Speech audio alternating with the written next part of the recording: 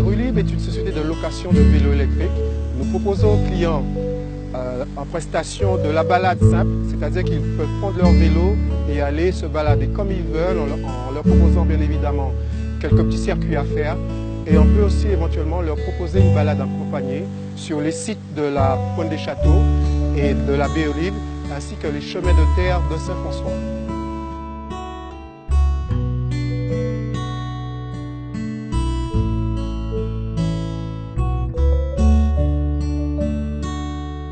Le vélo électrique, ce que je vais vous dire sur le vélo électrique, nous on l'a choisi pourquoi? C'est vraiment pour amener à la balade nos clients. C'est leur faire comprendre que aller prendre le vélo, ce n'est pas une contrainte. Ce n'est pas une contrainte, ce n'est pas seulement du sport. On y va parce qu'on a envie d'y aller, on se sent vraiment ancré dans une balade accompagnée, dans une balade où on sent le vélo nous amène.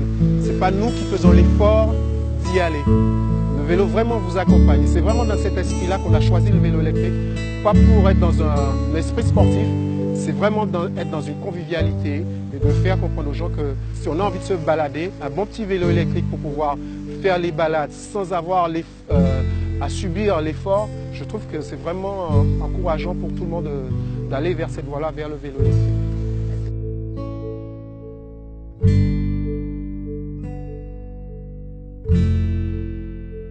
Nous voulons rester dans une balade très conviviale.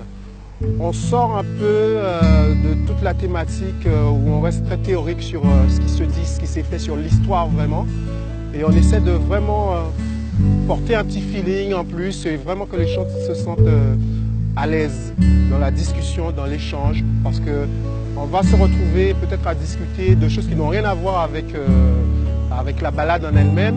On va raconter un peu l'histoire de Saint-François, de la manière que nous l'avons vécu, nous par notre vécu, notre enfance.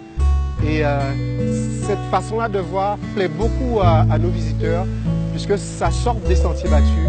Et c'est un choix que nous avons fait, puisque ça correspond à nous, ça correspond à vraiment ce qu'on veut faire voir aux gens. La manière de comprendre Saint-François, ce n'est pas seulement aller se balader sous la Pointe des Châteaux. Mais la Pointe des Châteaux, l'histoire de la Pointe des Châteaux, ce n'est pas seulement la croix. L'histoire de Pointe des Châteaux aussi, c'est le lien qu'ont les Saint-Franciscains avec, et c'est ça qu'on essaie de partager avec eux.